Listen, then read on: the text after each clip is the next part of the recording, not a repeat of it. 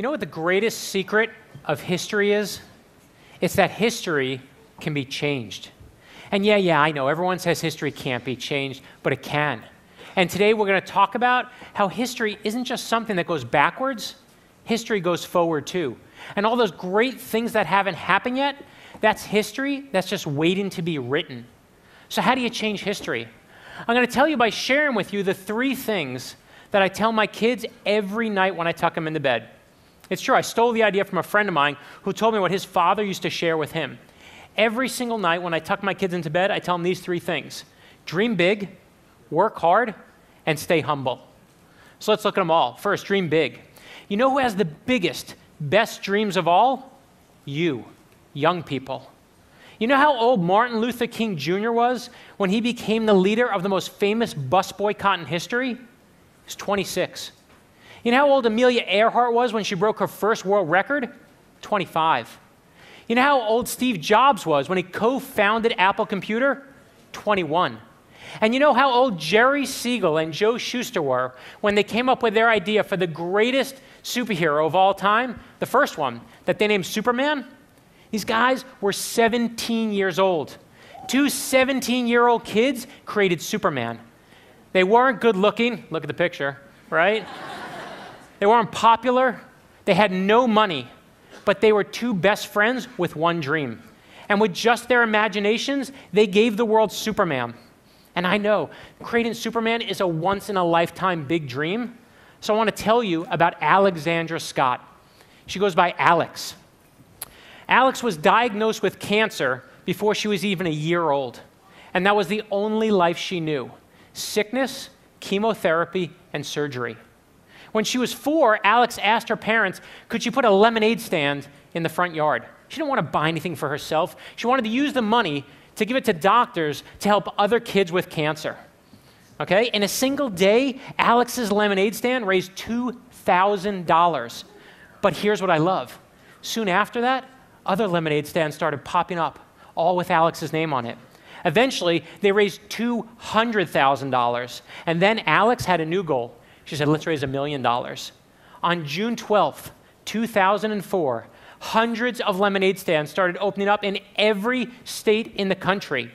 Ordinary people selling water and sugar and lemons to help kids with cancer.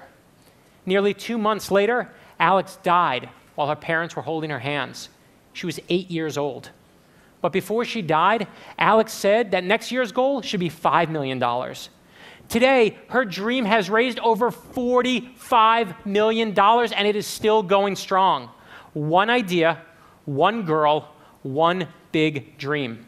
And you know what she said? This is a direct quote from her before she died. She said, "Oh, we can do it. If other people will help me, I think we can do it. I know we can do it." You dream big. I don't care how old you are, and don't let anyone tell you otherwise. You will change history. And that leads me to the second thing I tell my kids: work hard. Such a simple one, right? Everyone knows this one, work hard.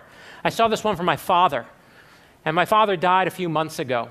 When I was growing up in Brooklyn, okay, my father, he worked hard. He had no money. We had no money growing up. He worked every Saturday, every Sunday. I watched firsthand every weekend what hard work was. And I saw that the hardest work of all is being resilient when you're facing failure.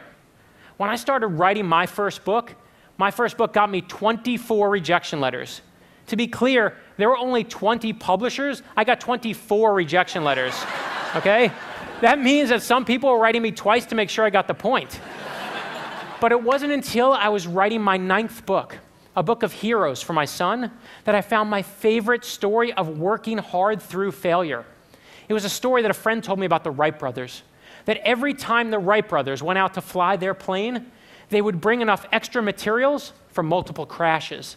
That means every time they went out, they knew they would fail. And they would crash and rebuild, and that's why they took off. I love that story. I wanted my son to hear that story. I wanted my daughter to hear that story. I wanted everyone to know that if you dream big and you work hard and you fight failure, you will change history and do what no one on this planet has ever done before. And that leads me to the final thing I tell them: stay humble.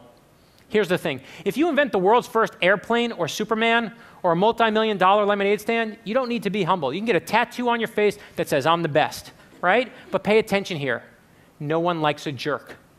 In fact, the world needs fewer loudmouths, so stay humble. When Thomas Jefferson wrote the Declaration of Independence, you know he never took credit for writing it while he was alive? It wasn't until he died and it was in his obituary that the average American found out that he was the author. That's humble. So there's the big secret. Dream big, work hard, stay humble. Wait, you're saying, that's it? What, you tell me a bunch of stories and what? How do I change history? Here's the answer. All history ever is a bunch of stories. Conflicting stories, big stories, little stories, our stories. So how do you change history? All you got to do is write your story. Okay? Now, no, I'm serious. That's it. And people think history is a bunch of facts and dates you got to memorize. That's not what history is at all. History is a selection process, and it chooses every single one of us every single day. The only question is, do you hear the call? And that leads me to the most important thing I'm going to tell you here. You will change history. Some of you will change it in big ways, affecting millions of people. Others of you will do it in more personal ways, helping a family member or someone who needs it.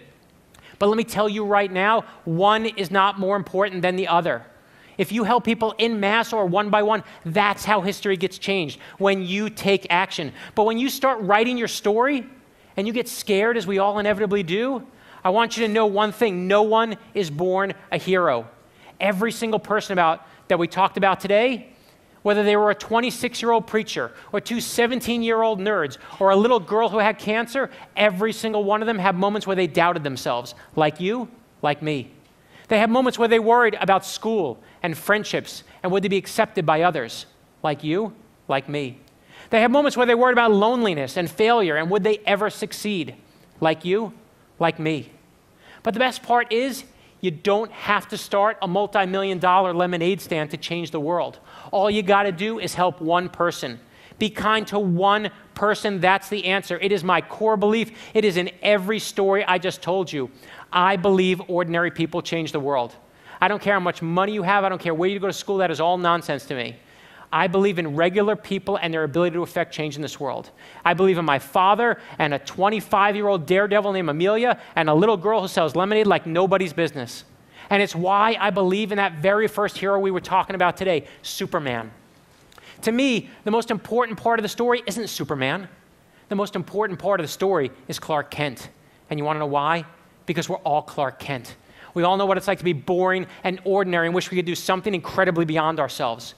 But here's the real news. We all can do something incredibly beyond ourselves. I got 24 rejection letters on my first book, 24 people who told me to give it up. And I don't look back on the experience and say I was right and they were wrong and ha-ha on them.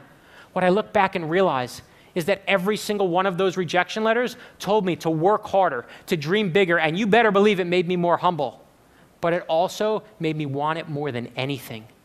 So whatever it is you dream big about, whatever it is you work hard for, don't let anyone tell you you're too young, and don't let anyone tell you no.